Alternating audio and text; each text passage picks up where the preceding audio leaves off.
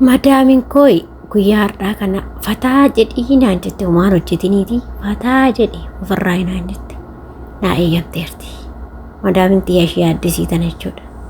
Abdii isaa wajjin har'a fataa jedhaa iyyuu waan hojjetinaayin waan takkallee hojjetinaa wala misaa wala bas wala narraf beeti kulli shay la nsawi shay قلت هي يوم بس كده استانسي بس النهار فتاة في الراجع نانجت مدامي كويس جدا جولي مي مدامي كنا قبل سن أكس كاكونو فتاة أشما كم جرتو نقاكي سني فيار أي هردفتو تكبجمتو تجانا لكوتي كم بيا كيسا كم بيا لا بكجتين تنكي نيوك أي سني عوايتو أكم جرتو أنا بوليتين كيسا نقاكو تنكا كلتواك أيوه sinillee bakka nagaataatan bakka naa jiraata sin jecha egaa warroon chaanala kiyya faarataatan immoo subscribe gochuu maamula keenya taa'e warri taa'aa jirtanis immoo galatooma ulfaadhaa isin jedha akkuma argaa jirtanii abdiisaa wajjin irraa xul jechaa jirra.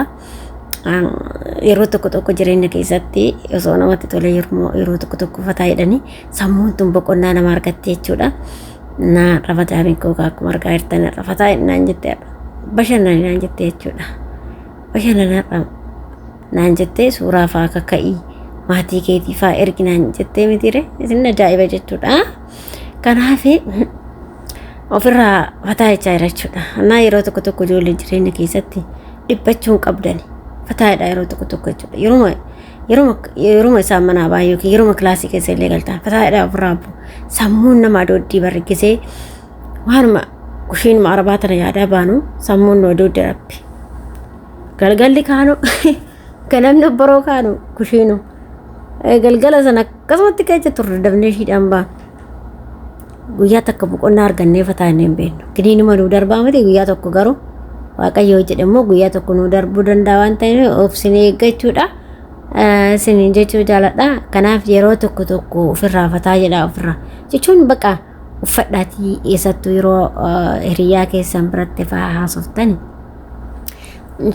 bakka yeroo boqonnaa argattanitti jechuudha. Kaabaa nama isaati fataadha siin jenna dirraa keessan yeroo boqonnaa keessa argattanitti bakka kilaasii keessan yeroo galtaffa mee ofumarraa xiqqishuma ishii sa'aatii walakkaa jechuudha daqiiqaa 30 tana ofirraa fataa jedhaame uffata qaqqabdan uffadhaati of lallaalaamee ijoollee nan furdadhe moo nan qalladhe moo nan bareeda moo osoon biyya xiyya galee akkam mee istaayilii qabaa jedhaati kafana qaqqabda waan masinirraa babbareedu jechuudha. Agartanii ishuma uffadhaamee of lallaalaa geessu tokko idaa'im bareennaa ishee kaalallee taanu ijoollee nuti odoo uffannee jennee nama bareennaa ijoollee dashishiin makana irraa deemna malee odoo uffannee fataa jennee nama bareennaa mitiire akkasii dhugaa kubeetti rana kaa'ame warri bareennaa jenne odoo uffannee isaan caallayyuu warri jettan jechuudha.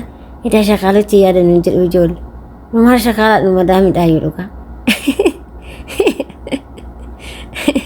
Dhugaa mataa fedhe odoo uffanne achi boorsaan qabanne kaamoo istaayiliin harkaa badde ifa makaa istaayilii yeroo biraata istaayilii biraata isinii dhufa istaayilii abdii sana harkaa balleessite bar abdii sana harkaa balleessite istaayilii jechuudha. Amma suuraa wannaa jechuudha boorsaan hin jiru agartanii boorsaan qabanne na harkaa badde istaayiliin jechuudha. Kanaaf yeroo tokko bakka mee akkam jirraa osoo gallee uffanne babbareennaa jedhaati. Mee galisuma kilaasii keessatti gagaltani of lallaalaa gisee tokko viidiyoo tokko malee yoo jette yookiin immoo akkanumatti illee waraabbattanii wal keessa warri yuutuubii hojjettanis ta'ee warri hin hojjennes ta'ee rakkoo tokko hin qabu jechuun laazima hojjechuu rakkoon hin jiru bakka mee of lallaalaa mee borcii faallee akka qabdanii hin qabne illee uffadhaa of lallaalaa mee dhugaa rabbi qaamni keetiin istaayiliin babbareedaame of laalaa dhugaa sin jedha istaayilii teechee fiiggachaa deema dhugaa istaayilii teechee fiiggachaa deema.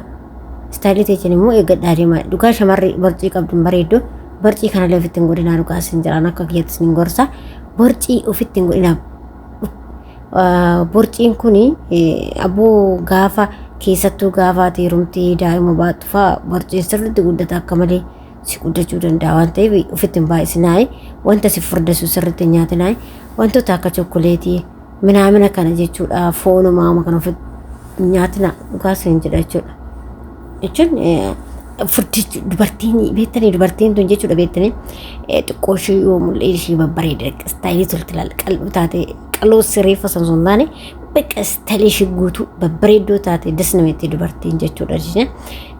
Ani illee akkasuma nama beekta dubartii akkasiitiin nama qal'oo reeffa sansuuti miidhagkalanya bakka jiddu gadeetti jechuudha. Ani xiqqoo ishee amma istaayilii kanammaa waan laalifame qabaa bara kanaanii miti istaayilii kanammaa irra kan nuti jedhe istaayilii kana duraan xiqqoo tarra qal'oo ture amma amaan jedhu istaayilii dabaleera amma itti dabaleera seen deemee ulallaa jiru dabalee xiqqoo ishee dabaleera baay'ee dabalee garuu maashaallah amma dabaleera maashaallah jedhaachuma. Annaa kanaaf of lallaalaa eegzeeksa kilaasii keessa seentasanii jechuu barbaade tananii barre. Kanaaf ishee of lallaalaa akka maamadoo kiyya biratti babbareedaa jedhaati. Of laalaa uffarraati gisee tokko tokko jechuudha.